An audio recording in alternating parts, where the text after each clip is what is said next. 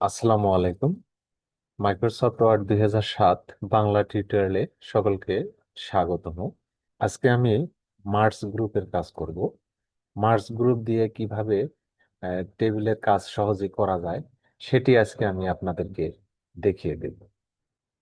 সামনে স্ক্রিনে দেখতে পাচ্ছেন আমি একটি টেবিল নিয়েছি। আমি মাউসটিকে এই লেআউট ট্যাবে নিয়ে যাব। লেআউট ট্যাব,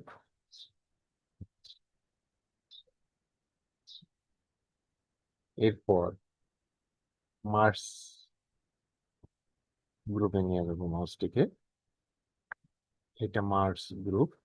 মার্জ গ্রুপের মধ্যে যে তিনটি অপশন আছে, এই তিনটি অপশন হলো merge cells, split cells, split table. এই তিনটা অপশন দিয়ে কিভাবে টেবিলের কাজ সহজে করা যাবে সেটি আজকে আমি আপনাদেরকে দেখিয়ে দেব। আমি কার্সারটিকে এই যে লালমনের হার্ট এখানে রাখবো। কার্সারটিকে আমি এখানে রাখছি। আমি একটি কলাম নেব। মাউসটিকে ইনসার্ট লেফটে নিয়ে যাবো। ইনসার্ট লেফট, ইনসার্ট লেফটে একবার মাউসের লেফট বাটন প্রেস করব। প্রেস করলে একটি কলাম আমার এখানে চলে আসবে। এই কলামের যে সেলগুলি আছে এই সেলগুলি আমি সিলেক্ট করে নেব। শিফট চাপ দিয়ে ডাউন অ্যারো চাপবো, তাহলে সেলগুলি সিলেক্ট হয়ে যাবে। এরপর আমি মাউসটিকে এই যে মার্জ সেলে নিয়ে যাবো। মার্জ সেলে নিয়ে আসছি। এরপর একবার মাউসের লেফট বাটন প্রেস করব। লেফট বাটন প্রেস করলে এর ভিতরে যে এই কলামের ভিতরে যতগুলি সেল আছে সবগুলি সেল বাদ হয়ে একটি সেলে পরিণত হয়েছে।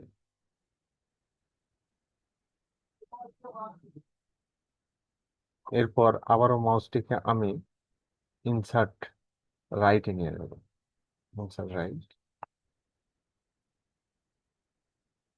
একবার মাউসের লেফট বাটন প্রেস করব। প্রেস করলে আরেকটি কলাম আসবে। এরপর আমি উপরের এই সেল দুটি সিলেক্ট করব। লেফট বাটন চাপ দিয়ে ড্র্যাগ করে এই পর্যন্ত নিয়ে আসবো। এরপর মাউসটিকে আমি মার্জ সেলে আবার নিয়ে আসবো। মার্জ সেল, এরপর লেফট বাটন প্রেস করব। দুইটা সেল একটা সেলে পরিণত হয়ে গেছে। এরপর আমি এই সেল দুটি সিলেক্ট করব। লেফট শিফট চাপ দিয়ে রাইটে রাখবো। এরপর মাউসটিকে আমি মার্জ সেলে নিয়ে যাব। মার্জ সেল, মার্জ সেলে নিয়ে গিয়ে একবার লেফট বাটন প্রেস করব। সেল দুটি আমার একটি সেলে পরিণত হয়ে গেছে। এরপর আমি এই দুটি সিলেক্ট করব। সিলেক্ট করার পর আবার মার্জ সেলে নিব। মার্জ সেলে ক্লিক করব। তাহলে এই দুইটা সেল একটা সেলে পরিণত হয়ে যাবে। এখানে দুটি সেল ছিল, একটি সেলে পরিণত হয়ে গেছে। এরপর আবারও আমি এই এই দুটি সিলেক্ট করব। সিলেক্ট করে দুটি সেল সিলেক্ট করছি। এরপর মাউসটিকে আমি মার্জ সেলে নিয়ে নিয়ে ক্লিক করব। দুইটা সেল আমার একটা সেলে পরিণত করছি। এভাবে মার্জ সেল দিয়ে আমি টেবিলের একাধিক সেলকে একটা সেলে পরিণত করতে পারবো।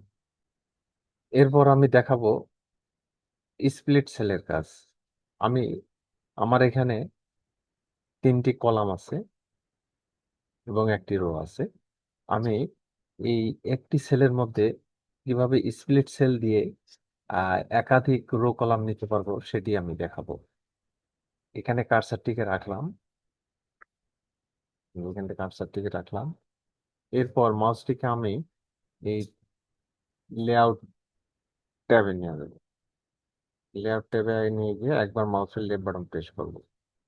লেফট বাটন প্রেস করার পর মাউসটাকে আমি স্প্লিট সেলসে নিয়ে আসবো। স্প্লিট সেল, স্প্লিট সেলসে এনে একবার মাউসের লেফট বাটন প্রেস করব। প্রেস করলে একটি স্প্লিট সেলসের বক্স আসবে। এখানে লেখা আছে number of columns. Number of কলামে আমি এখানে লিখবো 4টি কলাম দেব এবং রো দেব number of row, number of row, row দেব 3টি। 4টি কলাম দিয়েছি, রো দিয়েছি 3টি। এরপর নিচে ওকেতে একবার ক্লিক করব। ক্লিক করলে এই সেলটাতে আমার 4টি কলাম এবং 3টি রো হয়েছে। এরপর আমি কার্সারটিকে এই সেলের মধ্যে রাখবো। এই সেলের কার্সারটি রেখেছি। এরপর আবারও মাউসটিকে আমি স্প্লিট সেলসে নিয়ে যাব। স্প্লিট সেল, একবার লেফট বাটন প্রেস করব। প্রেস করলে একইভাবে স্প্লিট সেলসের বক্সটি আসবে। এখানে লেখা আছে নাম্বার অফ কলামস,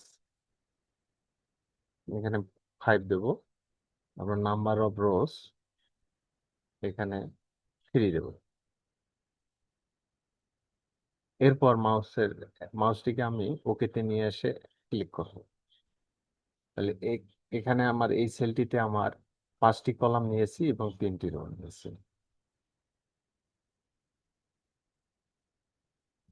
5টি কলাম 3টি রো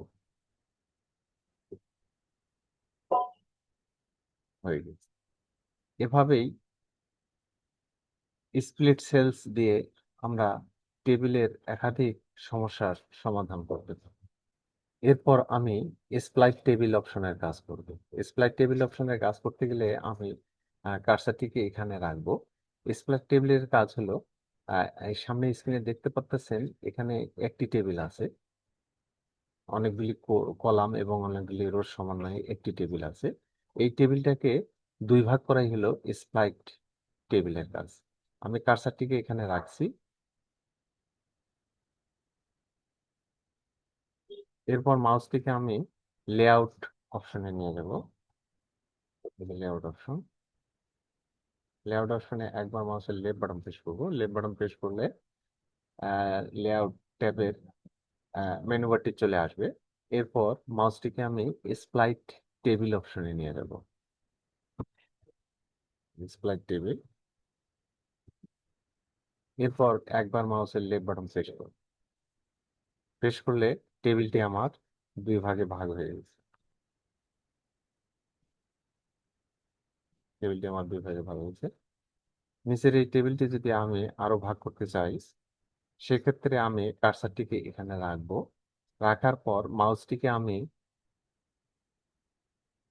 লেআউট ট্যাবে নিয়ে গিয়ে একবার লেফট বাটন প্রেস করব। এরপর স্প্লাইট টেবিলে মাউসটিকে নিয়ে আসবো। স্প্লাইট টেবিল, একবার মাউসের লেফট বাটন প্রেস করব। প্রেস করলে এই টেবিলটি আমার আবারও আরেকটি ভাগে ভাগ হয়ে গেছে। এভাবেই স্প্লাইট টেবিল দিয়ে আমরা টেবিলকে বিভক্ত বিভিন্ন ভাগে ভাগ করতে পারব। আশা করি ভিডিওটি আপনারা বুঝতে পারছেন। ভিডিওটি যদি ভালো লাগে লাইক কমেন্টস করবেন, পাশাপাশি আপডেট ভিডিও পেতে চ্যানেলটি সাবস্ক্রাইব করবেন। আসসালামু আলাইকুম।